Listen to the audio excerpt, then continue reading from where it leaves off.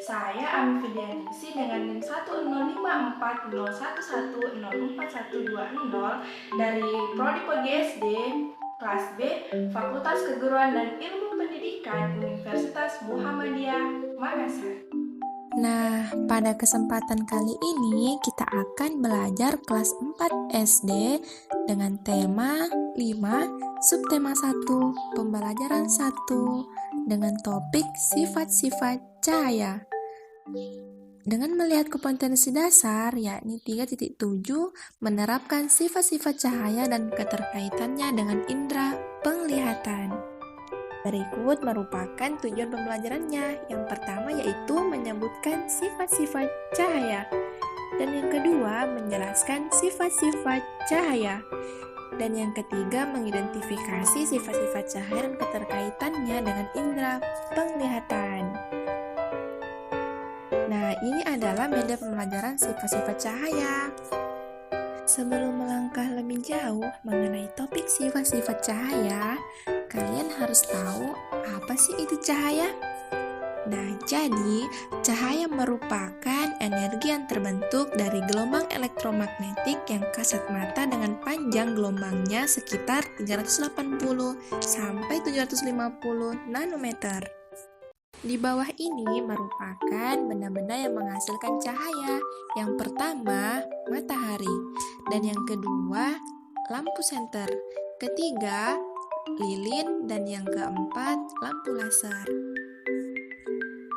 Sifat cahaya yang pertama yaitu cahaya dapat merambat lurus. Nah, dapat kita lihat terdapat 3 karton yang diletakkan sejajar, yang kemudian cahaya akan diarahkan ke dalam lubang karton pertama. Dan kalian bisa lihat, cahaya akan sampai kepada karton yang kedua, memasuki lubang dan akan sampai pada karton yang ketiga.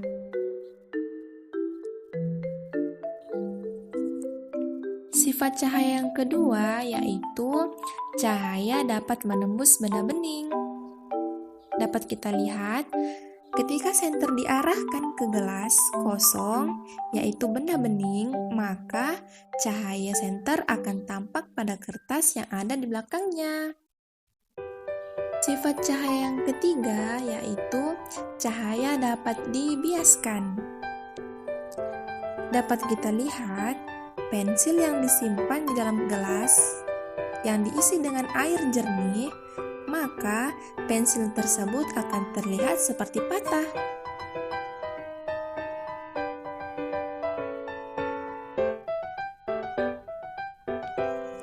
Sifat cahaya yang keempat yaitu cahaya dapat dipantulkan. Dapat kita lihat, ketika lampu senter diarahkan ke cermin, maka cermin dapat dipantulkan dan kita dapat melihat pantulannya pada kertas yang telah disediakan. Sifat cahaya yang terakhir yaitu cahaya dapat diuraikan.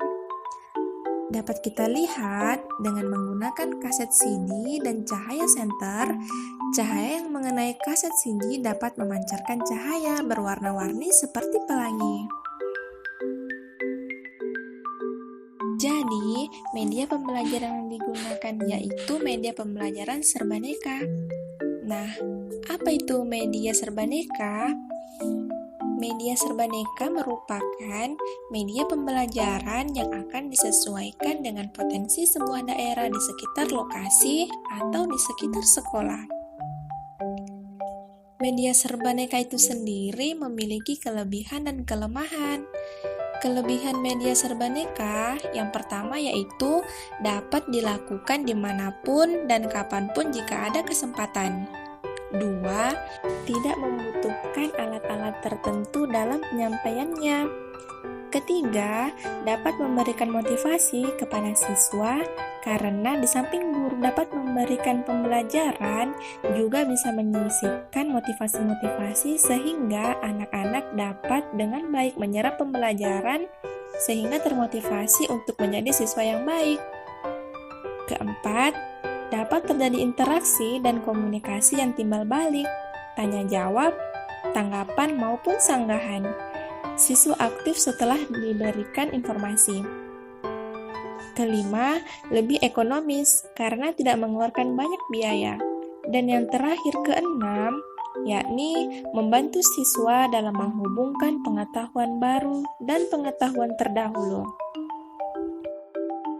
Kelemahan media serbaneka yang pertama yaitu informasi dan pengetahuannya hanya terbatas pada kemampuan penyampaian pesan. Yang kedua, terkadang membuat siswa menjadi jenuh dan bosan. Ketiga, tidak efektif untuk jumlah audiens yang banyak. Dan yang terakhir, keempat, pembelajaran tidak dapat ditangkap oleh siswa dengan baik jika terdapat masalah pada alat penyampaiannya. Misalnya, suara tidak jelas atau bahasa yang tidak dimengerti oleh siswa. Terima kasih telah menonton video ini, semoga bermanfaat dan dapat dipahami dengan baik. Wassalamualaikum warahmatullahi wabarakatuh.